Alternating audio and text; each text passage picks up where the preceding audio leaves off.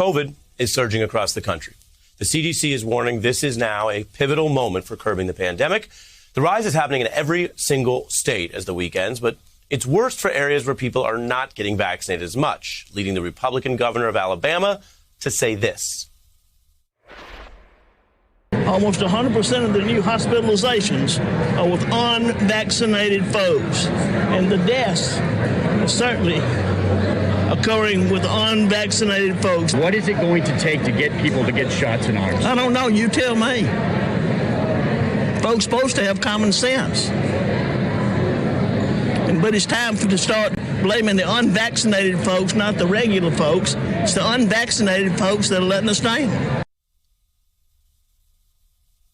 Common sense there from a Republican, as she put it, about dealing with the fact that this is a problem among the unvaccinated, and that makes it a problem for everyone.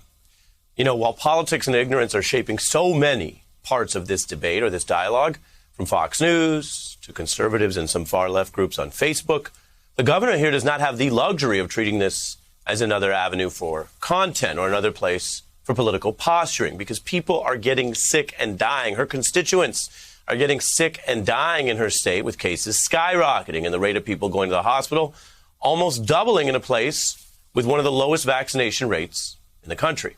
Or take Florida, also one of the worst states for vaccination rates. The case count tripling over just the last 2 weeks. You know, everyone wants to move on, but reports show Florida's whiplash has hospital rates now rivaling the start of the outbreak last year. Now, some people hurting from COVID are speaking out. A former vaccine skeptic now urging others to get the vaccine. If I could do it all over again, I'd get it. It would, no doubt. I wish people would at least reconsider or at least listen to what we went through. Doctors are relaying stories of people now asking for the vaccine and being told it's too late. A conservative who's in the hospital now is telling people that he wishes he had a different attitude about all this. Now, many noticed when Fox News partially changed course on the topic this week with a PSA and Sean Hannity promoting vaccines. Apparently, even that was too much for some. There was a backlash. Now Hannity falsely claims he never told people to get vaccinated. We have more on that later tonight. So here we are. This is a tough way to end the week. There is so much spin, lies, and drama that it would be easy to miss some of the larger facts here. The COVID vaccine is a scientific breakthrough. It marks the fastest development of a vaccine to combat a new virus ever in world history. We're months into its massive use with a great record for safety and efficacy. The vaccine mostly prevents the virus, period. When the virus does break through, the version of the virus the vaccinated people experience is virtually never lethal, and often it's so slight, people don't even notice that they got it in those so-called breakthrough cases. If we didn't have this vaccine, you might very likely be sheltering in place in America right now, to say nothing of the other sacrifices, costs, and death toll. And yet this effective vaccine is a point of great controversy and ignorance, opening a new weakness in the effort to end COVID once and for all. And tragically reminding us that for people who claim they don't want to be force-fed something, the propaganda they are putting in their mind may prove far more dangerous than the antidote they could put in their body. We bring in our experts now, Washington Bureau Chief for Mother Jones, David Corn, and National Affairs Correspondent for The Nation, Joan Walsh. Joan, your thoughts on where we are as this week ends?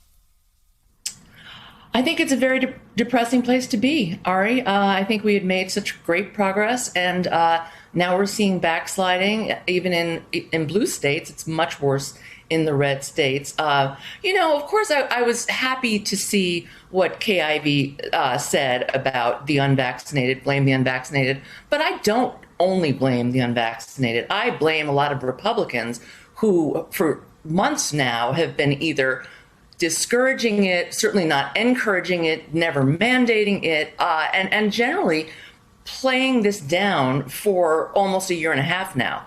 It's not just about the vaccines, it's about making masks such a partisan divide. And so, I thought about Ron DeSantis and Greg Abbott and other governors like her. And then, Sarah Huckabee Sanders, she wants to be the governor of Arkansas, which is one of the hardest hit states right this minute, on Fox today saying, no mask mandate, no vaccine mandate. I'm going to be about freedom. And, you know, it's really vexing because even those of us who are vaccinated, I'm learning about more and more people having fairly mild breakthrough cases. And, you know, that is because of the unvaccinated mingling among us. And it's very frustrating to see. Yeah, and you mentioned breakthroughs. Dr. Fauci discussing that this week here when we had him on. Let's take a look. For the most part, thankfully, we are seeing that when you do get a breakthrough case, you are generally protected against severe disease because there are charts that show the breakthrough cases going up, but the hospitalizations not going up nearly at the same rate as the cases are going up. David? And the other thing here, too, is that it's not just people are getting sick and the unvaccinated are now having these last-minute, literally deathbed conversions, which is quite tragic and quite sad to watch. But also the degree to which we don't reach herd immunity, the degree to which we don't have most people vaccinated, it allows the virus to transmit and move around and lead to other variants. We may not be at the end with the Delta variant. It could be Epsilon and whatever comes after that. And so there is a communal value in saying we as a community have to do the safe thing. And even if it's your own preference not to do this idea of freedom over anything else, this idea that if you're on Fox News, that if you even suggest to people that they should do this, you get shut down by people like Brian Kilmeade saying we shouldn't tell people what to do. It's about freedom. Well, no, it's not just about freedom. You don't have a freedom to light a fire in the house next door to someone else. This is a sort of stunning development in the conservative movement that's coming out of this. It's a variant of Trumpism, right? And then you still go back to Trump. He started all this. And if he, where is he? Where is he? He could still come out today. He could come out in the next hour and say, you know what, everybody, let's put all the BS aside. Get your shots. There's nothing wrong. I'm joining the Biden administration to do this. I'm doing a PSA. And of course, we know he won't do that. But, this comes out of the Trumpism, the war on expertise. And you see people like Rand Paul and Representative Madison Cawthorn spending this week attacking Anthony Fauci, pushing conspiracy theories as the rates go up in their states, in red states. And so I'm vexed, I'm flummoxed the way Joan is too, but I see where this came from. It didn't happen by accident, and it still could be changed. People take responsibility, but I'm fearful that that's not going to happen.